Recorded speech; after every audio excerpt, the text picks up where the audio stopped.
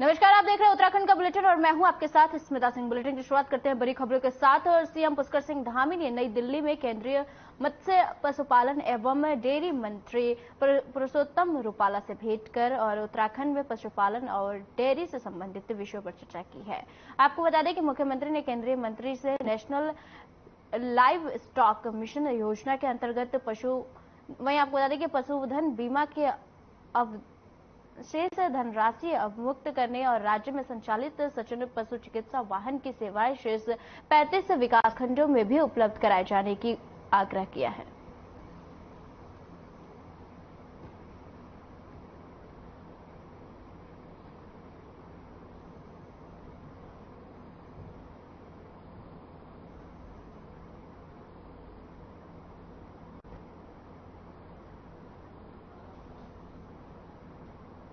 CM Pushkar Singh Dhami ने CM helpline 1905 की समीक्षा बैठक के दौरान सभी जिलाधिकारी को निर्देश दिए हैं कि सभी लोग महीने में 2 बार मुख्यमंत्री हेल्पलाइन की समीक्षा करें और देखें कि शिकायतें कितनी निस्तारित हो पा रही है और कहां शिकायतें ज्यादा आ रही है। और देहरादून के जिलाधिकारी डॉक्टर सोनिका ने कहा कि 3 अलग अलग प्रकार की शिकायतें होती है, जो कि कुछ शिकायतें छोटी होती है और जिसका इमीडिएटली निवारण किया जा सकता है, और कुछ शिकायतें भूमि से संबंधित होती है जिसमें थोड़ा समय लगता है, और कुछ शिकायतें ऐसी होती है जो हमारे लेवल पर नहीं हो सकती है।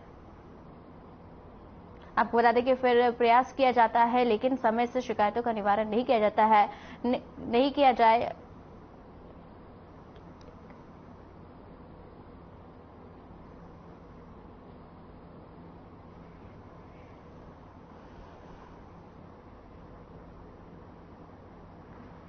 नहीं, देखिए 2-3 तरह की शिकायतें होती हैं। एक तो होती है जिसमें सच में हमें कार्य करना है और उसके बाद इमीडिएटली उसका निवारण हो जाता है। जैसे कहीं अगर कोई गड्ढा खुदा हुआ है या कहीं कोई नाली अटकी हुई है या कहीं सफाई व्यवस्था का इशू करना होता है। कुछ ऐसी होती है जैसे लैंड से रिलेटेड हो गई, डिमार्केशन हो गया, कुछ इस कोर्ट के केसेस हो गए, उसमें हाँ जरूर समय लगता है और उसमें हम लोग कम्युनिकेट भी करते हैं एप्लीकेंट को कि भाई इसमें किस कारण से समय लग रहा है।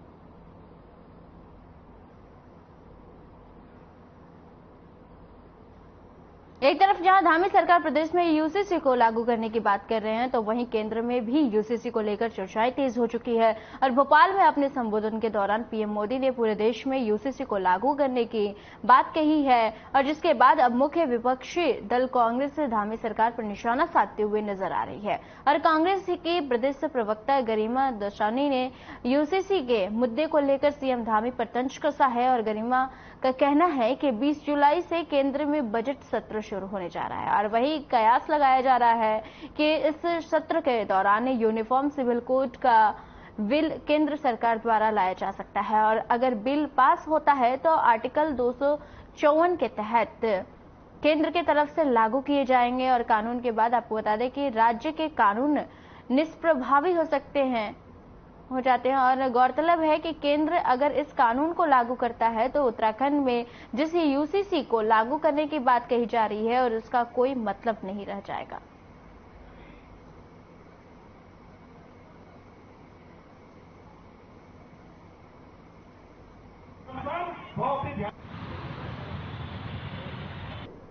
देखिए, मैं मुख्यमंत्री पुष्कर सिंह धामी और उनकी पूरी सरकार को आईना दिखाने आई हूं कि जनता को इतना बेवकूफ मत समझिए, और खास करके मुख्य विपक्षी दल को तो, क्योंकि केंद्र सरकार 2 बार स्पष्ट रूप से कह चुकी है। अब तो मोदी जी ने सीधे भोपाल से ये बात कही है कि यूनिफॉर्म सिविल कोड जो है पूरे देश में लागू होगा, और यदि 20 जुलाई को शुरू होने वाले मानसून सत्र में केंद्र सरकार इस बिल को ले आती है और सर्वसम्मति से ये पास हो भी जाता है, बहुमत के साथ ये पास हो भी जाता है, तो फिर आर्टिकल 254 जो है संविधान का, वो कहता है, उसका पहला क्लॉज कहता है कि जैसे ही केंद्र कोई कानून लाएगा तो वो अम्ब्रेला कानून हो जाएगा और राज्यों का कानून निष्प्रभावी हो जाएगा।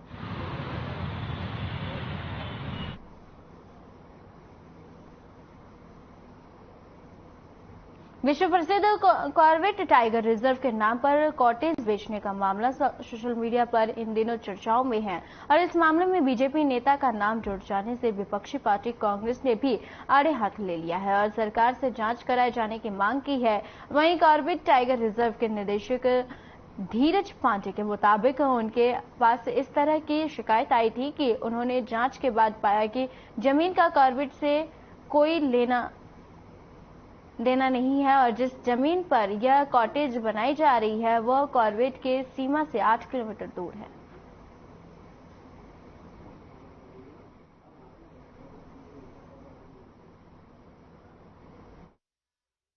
तो एक की एंट्री यहां से मामला भारतीय जन युवा मोर्चा के राष्ट्रीय सचिव, उत्तराखंड के भारतीय जन युवा मोर्चा के प्रभारी, दिल्ली भाजपा के प्रवक्ता, भाजपा के विधायक प्रत्याशी हीरानगर से रहे तेजिंदर पाल सिंह बग्गा से जुड़ा हुआ है। तेजिंदर पाल सिंह बग्गा अपने ट्विटर हैंडल में अपना पूरा ब्यौरा देते हैं और साथ ही ये भी बताते हैं कि बीए प्रॉपर्टी वाला इन्हीं की कंपनी है, ये फाउंडर है बीए प्रॉपर्टी वाला के।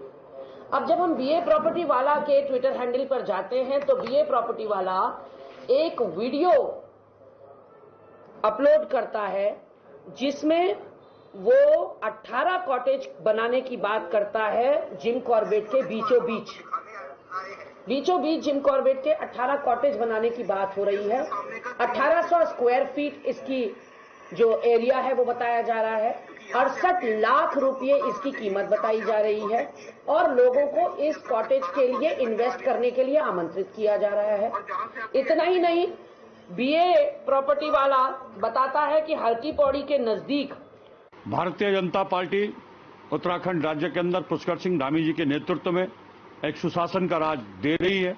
उसमें किसी भी तरह से कोई भी हो, किसी को भी जमीन खुर्द-फुर्द करने का कोई संभावनाएं नहीं है। निश्चित रूप से पुष्कर सिंह धामी जी के नेतृत्व में अभी लगभग कई सौ एकड़ जो फॉरेस्ट की थी उसको मुक्त करवाया गया है।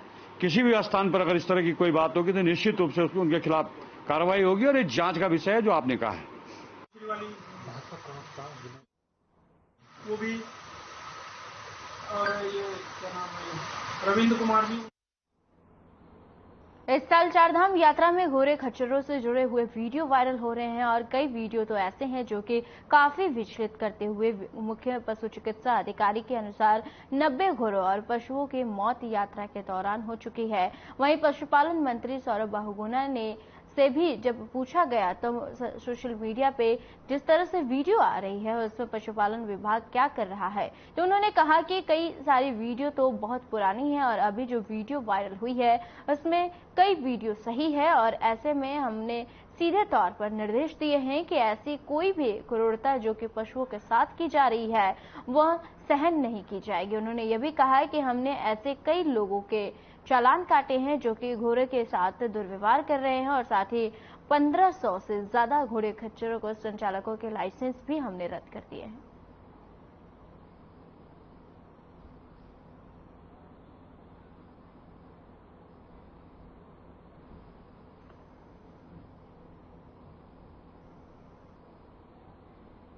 सोशल मीडिया एक बहुत ही पावरफुल टूल है अपनी बात पहुंचाने का लोगों तक, लेकिन इसका मिसयूज भी बहुत ज़्यादा हो रहा है।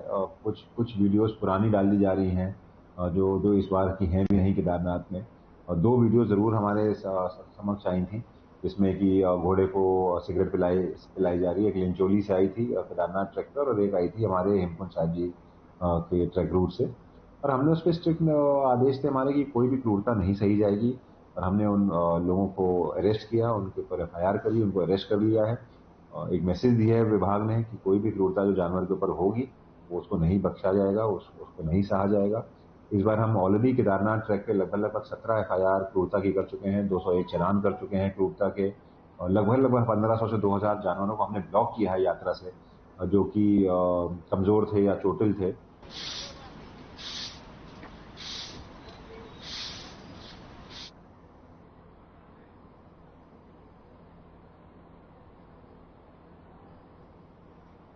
कांग्रेस जल्द ही ऋषिकेश में MDDA के कार्यालय का घेराव करेगी और जरूरत पड़ने पर MDDA की कार्यशैली को लेकर कागजों के साथ कोर्ट का दरवाजा भी कांग्रेस खटखटाएगी। आपको बता दें कि जिससे कि जरूरतमंदों पर हो रही अनावश्यक MDDA की कार्रवाई पर ब्रेक लग सके। और इस संबंध में कांग्रेस नेता रमोला ने प्रेस कॉन्फ्रेंस की और उन्होंने कहा कि शहर में 100% भवन पास कराए गए और मानचित्र के अनुरूप नहीं बन रहे हैं और मामला संज्ञान में होने के बावजूद एमडीडीए के रसूखदारों पर कार्रवाई नहीं कर रहा है और शिकायत करने के बाद भी अधिकारी रसूख के दबाव में काम करने को तैयार नहीं है।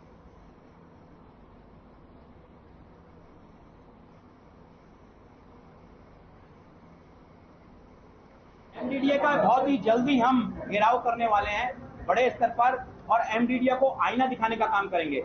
एमडीडीए की बहुत संदिग्ध भूमिका है। एमडीडीए के जो उपाध्यक्ष हैं उनको भी मैंने एक दिन तिलक रोड के एक मामले में फोन किया था। क्षणिक 1 घंटे के लिए वो अवैध निर्माण बंद हुआ, लेकिन उसके बाद फिर काम हुआ, क्योंकि पब्लिक बताती है। और आप समझिए कि मैं गारंटी के साथ कह सकता हूं कि ऋषिकेश नगर क्षेत्र के ऋषिकेश विधानसभा क्षेत्र में ऐसा कोई भवन वो दिखा दें।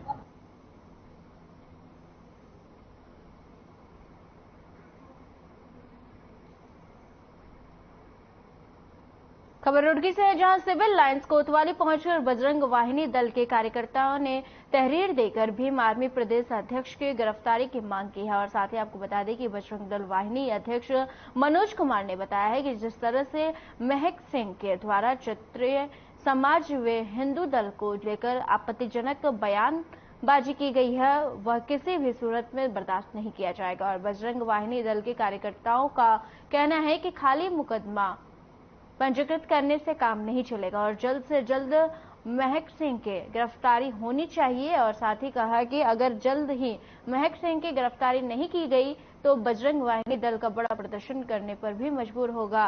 और वहीं मनीष चौधरी ने इसी बीच कहा कि महक सिंह ने क्षत्रिय समाज और अन्य हिंदू दलों पर जो अस्वीकार्य बयानबाजी किए हैं वो सभी होश हवास में सोच समझकर बोला गया है और इस तरह के बयानबाजी एक जातीय हिंसा को प्रभावित करती है।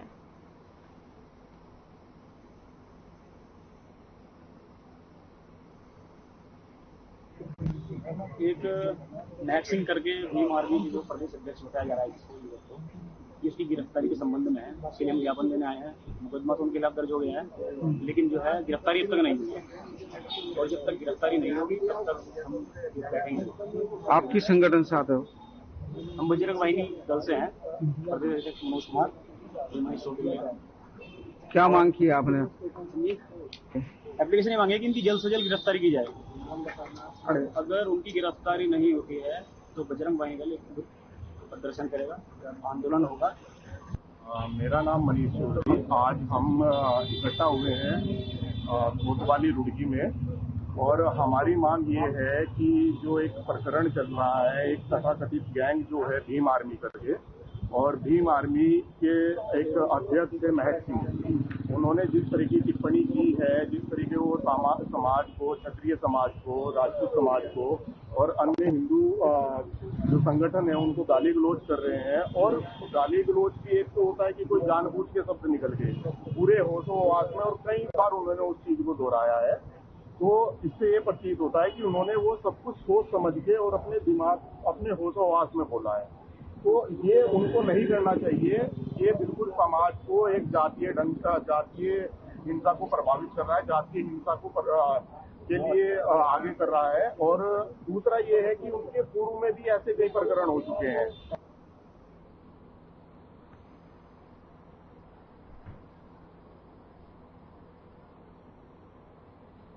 फूड कॉर्पोरेशन ऑफ इंडिया में नौकरी दिलाने के नाम पर ठगी का मामला सामने आया है, जहां आरोपियों ने पीड़ित नीतीश कुमार से आपको बता दें कि करीब 8 लाख रुपए लेकर नौकरी के नाम पर ठगी की है। और पूरे मामले में कोतवाली कैंट में नीतीश की तहरीर पर भारतीय अधिकारी और सोमेंद्र अधिकारी के साथ अन्य 3 के खिलाफ मुकदमा दर्ज हुआ है। और एसपी सिटी ने बताया है कि आरोपी सोमेंद्र ने खुद को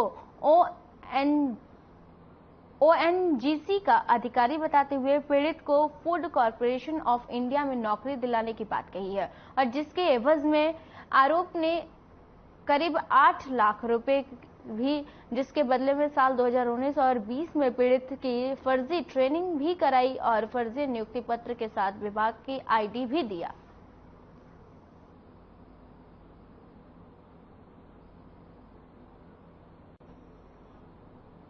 देखिए, इसमें जो कंप्लेनेंट हैं नीतीश कुमार, उनके द्वारा थाना कैंट पर एक कंप्लेंट दी गई है, जिसमें उनके द्वारा बताया गया है कि 4 अभियुक्तों द्वारा जो है 2019 से उनको FCI food corporation of India में नौकरी दिलाने के नाम पर फर्जी नियुक्ति पत्र दिखाकर और इस पूरे टाइम पीरियड में उनसे जो है पैसे हड़प लिए गए। इस संबंध में जो है मुकदमा पंजीकृत किया गया है, जिसमें कि जो अभियुक्त है उनके द्वारा जो फर्जी अपॉइंटमेंट लेटर और ID कार्ड को जो है इनको दिखाया गया था। इसी संबंध में मुकदमा पंजीकृत किया गया।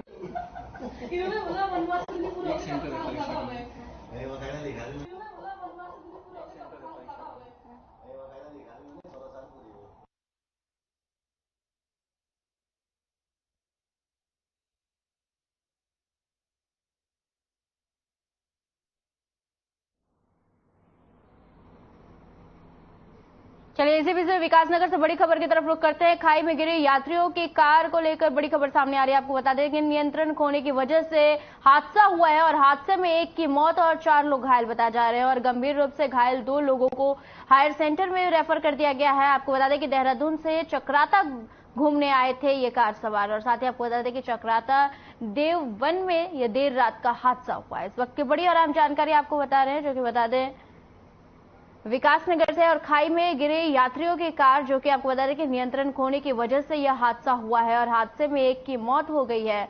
आपको बता दें कि विकासनगर से यह तस्वीरें सामने आई हुई है, जो कि खाई में गिरी यात्रियों की कार और नियंत्रण खोने की वजह से यह हादसा हुआ है। आपको बता दें कि हादसे में एक की मौत और 4 लोग घायल हो चुके हैं।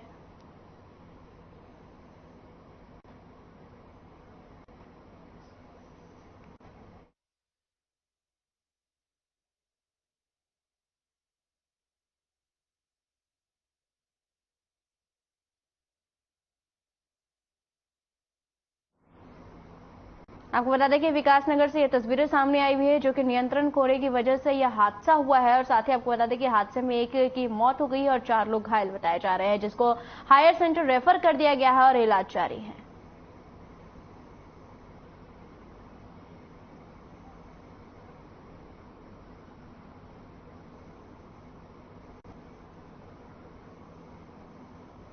आपको बता दें कि विकासनगर से ये खबर सामने आई है, जो कि खाई में गिरी है यात्रियों की कार, जो कि आपको बता दें कि अनियंत्रित होकर कार गिरने का मामला सामने आया है, जिस वजह से यह हादसा हो गया और हादसे में एक की मौत हो गई है और 4 लोग घायल हो गए हैं, जिनको घायलों को हायर सेंटर रेफर कर दिया गया है और उनका इलाज जारी है।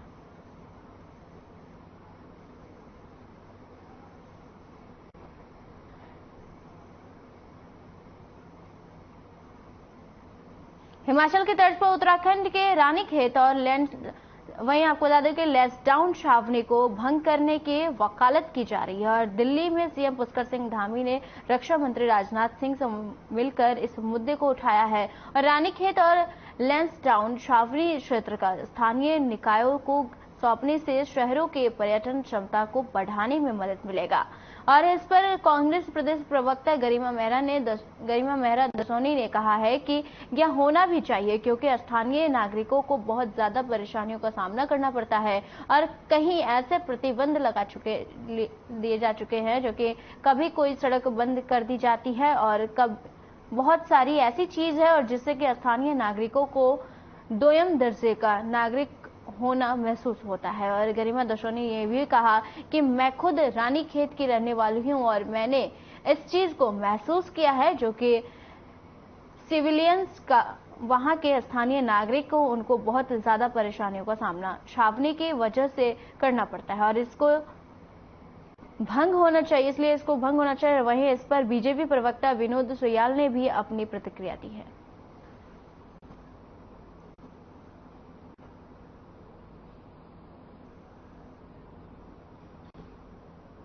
ये छावनी का इस्तेमाल वहाँ पर बहुत बड़ा, आप जानते हैं गढ़वाल का बहुत बड़ा सेंटर है, ट्रेनिंग सेंटर है, तो वहाँ पर उसका कोई इस्तेमाल होता होगा, कैसा नहीं हो सकता कि वही ऐसी लैंड पड़ी हुई है। मुझे पूरा इसका ज्ञान नहीं है कि क्या उसका करना चाह रहे हैं। हाँ, ये कह रहे हैं यहाँ का हेलीपैड इस्तेमाल होगा, ठीक है, लेकिन हमेशा ऐसा होता है कि जब भी हम मिलिट्री की लैंड लेते हैं तो उसकी जगह हमें दूसरी लैंड देनी पड़ती है, तो उसमें देने के बाद मतलब यही होता है कि वो काम जो यहाँ हो रहा था, इस पे हो रहा था, वो दूसरी जगह हो गया, बस इतना फर्क होता है।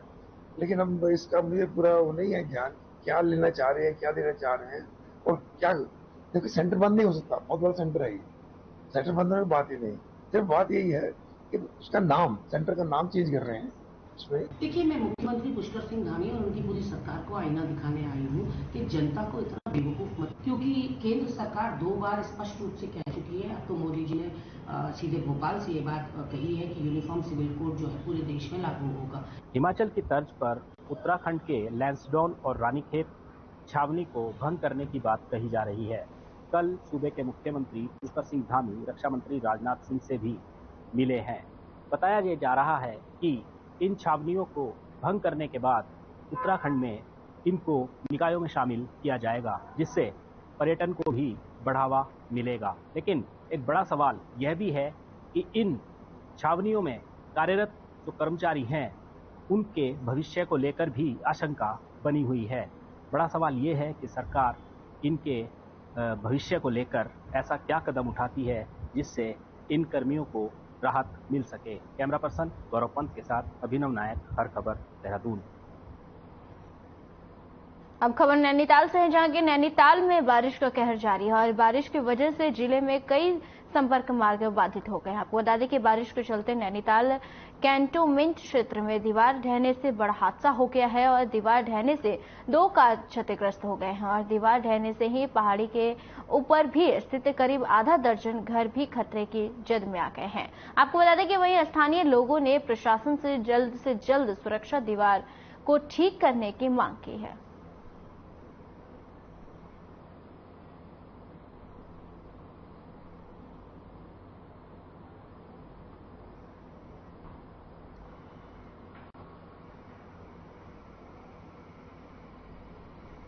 आगामी 4 जुलाई से धर्मनगरी हरिद्वार में कांवड़ मेले की शुरुआत हो जाएगी और प्रशासन की ओर से सभी तैयारियां लगभग पूरी कर ली गई है और भीड़ का दबाव बढ़ने पर इस बार भी हिल बाईपास मार्ग खोला जाएगा और हरिद्वार के डीएम धीराज सिंह गर्व्याल का और एसएसपी अजय ने हिल बाईपास मार्ग का निरीक्षण किया है और डीएम धीराज सिंह गर्व्याल ने बताया है कि कांवड़ मेले के दौरान भीड़ का दबाव बढ़ने पर हिल बाईपास मार्ग खोला जाएगा और प्रशासन किसी भी चुनौती से निपटने के लिए तैयार है।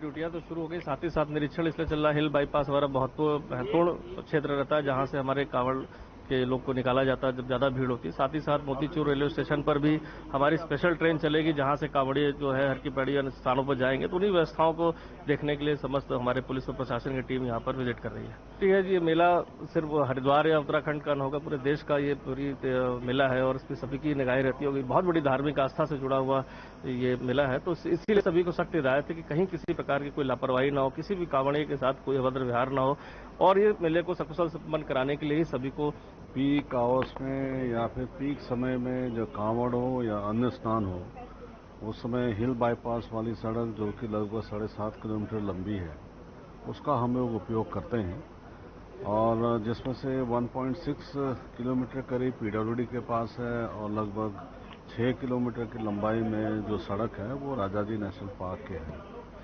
तो इस कांवड़ में 11 तारीख से लेकर 18 तारीख तक 17-18 तारीख तक हम इसका उपयोग करेंगे, क्योंकि 17 तारीख को सोमवती अमावस्या का स्नान भी है और उसमें भीड़ बहुत ज़्यादा रहती है, इसलिए इसका हम लोग उपयोग करते हैं।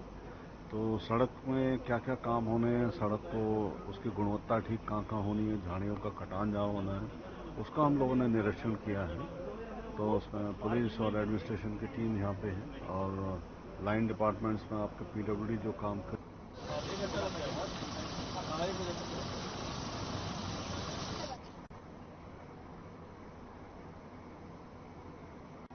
उत्तराखंड के बुलेटिन में फिलहाल के लिए इतना ही। मुझे दीजिए इजाजत। नमस्कार।